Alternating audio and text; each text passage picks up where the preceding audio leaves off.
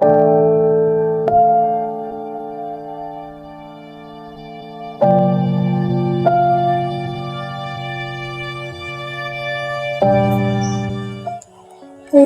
pagtaas ng presyo ng bilihin.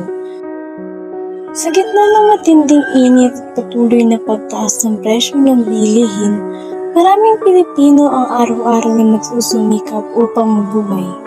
Isa na rito si Ate Editor din Trinidad, 59 taong gulang, isang residente sa Barangay Anga, Santa Cruz, Marinduque. Tungayan natin ang kanyang kwento.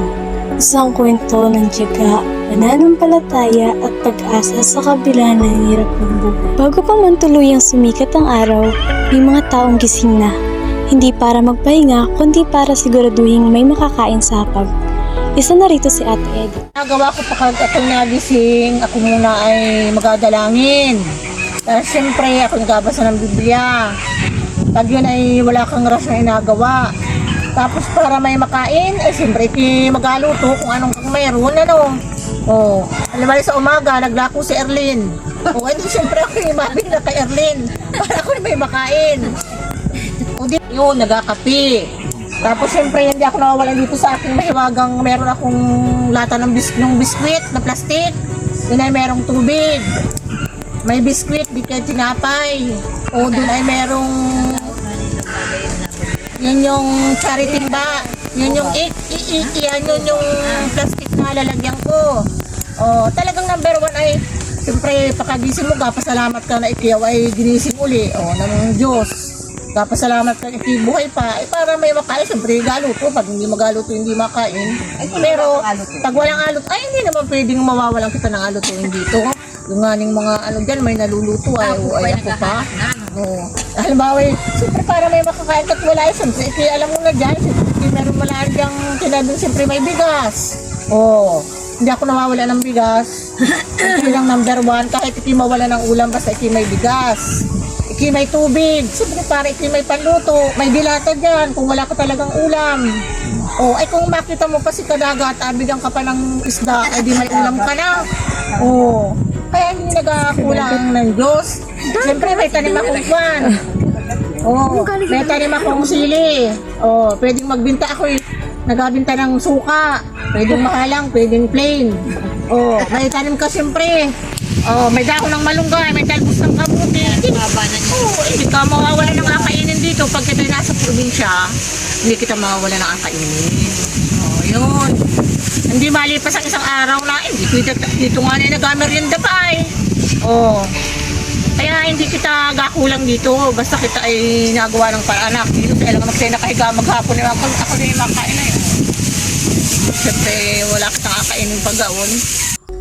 Sa pang-araw-araw na pamumuhay, natutunan ni Ate Edith ang dumiskarte upang hindi magutom. Sa tulong ng sariling tanim tulad ng malunggay, sili at iba pa.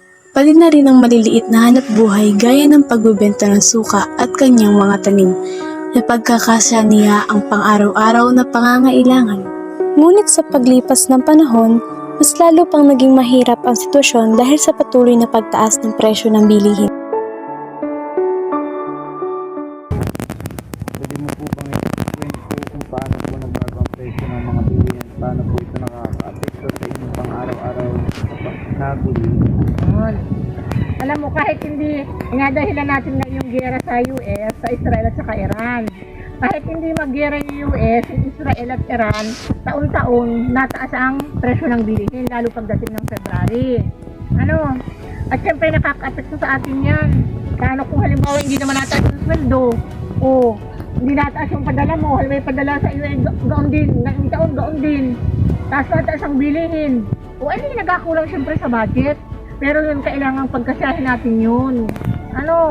Kailangan pagkasyahin yun. Yan ay nakaka-apekto talagang pagtaas ng bilihin sa ating pang-araw-araw na pamumuhay. Kung paano, di syempre bawas ka. Diba, yung nabili mo lang ay yung medyo mahal, di mabili ka ng medyo mura. Halimbawa naman ay yung kain mo noon ay mas malaki at medyo mura. Halit lang kain ngayon. Kung ikaw ay mahilig magmerienda, huwag ka na munang gamerienda. Gati isang huwag magmerienda. Kaya malaki ang epekto sa atin yung pagtaas ng bilihin sa pang-araw-araw nating buhay. Dahil talagang yan ay nataas. Kahit walang gera dyan sa kung saan saang bansa, talagang nataas yan yearly, lalo pag February. Kagaya ng sabon. Siyempre, yung sabon sa ibang tindahan, 9.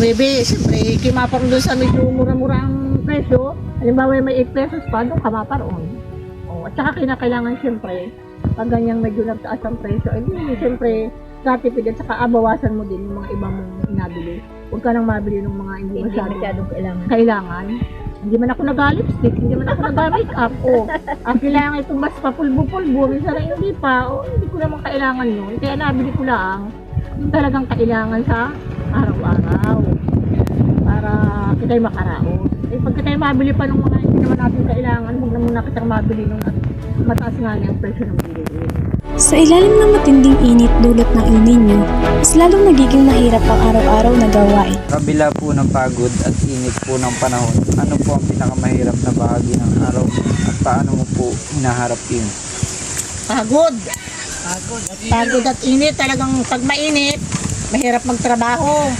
Halimbawa, ako'y nagagamas-gamas doon sa paligid, nagawalis-walis, nagasiga. Ay, siyempre ako'y nagawa lang ng kaya kong gawin.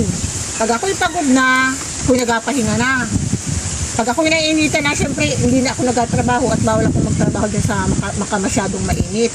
Pag mainit, hindi dyan pala sa loob ng bahay mo, saka maparito ka sa ganito ayaw. May lilim, may hangin. Tapos mag-aiinom ka ng tubig. Yan ang magandang solusyon dyan.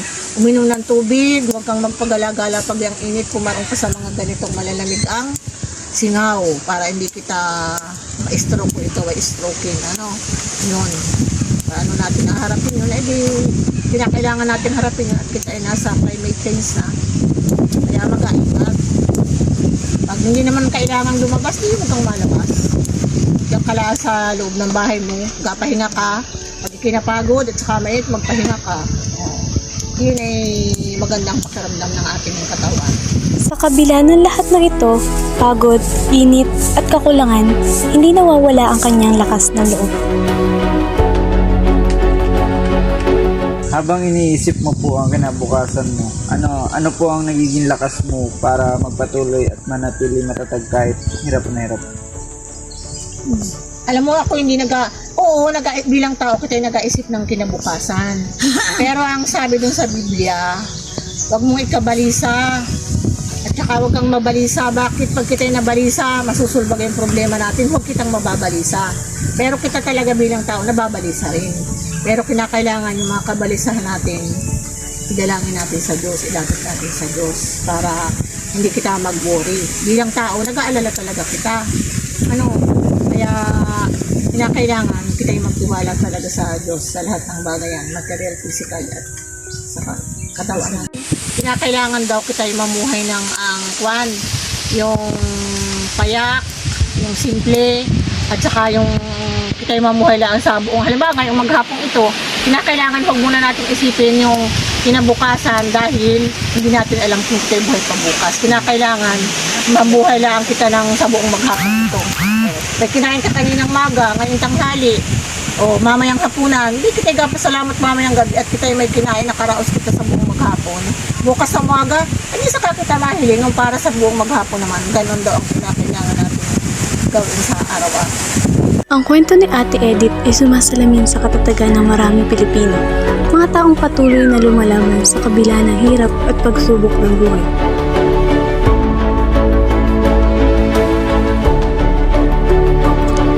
At bilang solusyon, nagbigay kami ng relief goods, isang munting tulong na alam naming makapagpapagaan ng kanyang kalooban.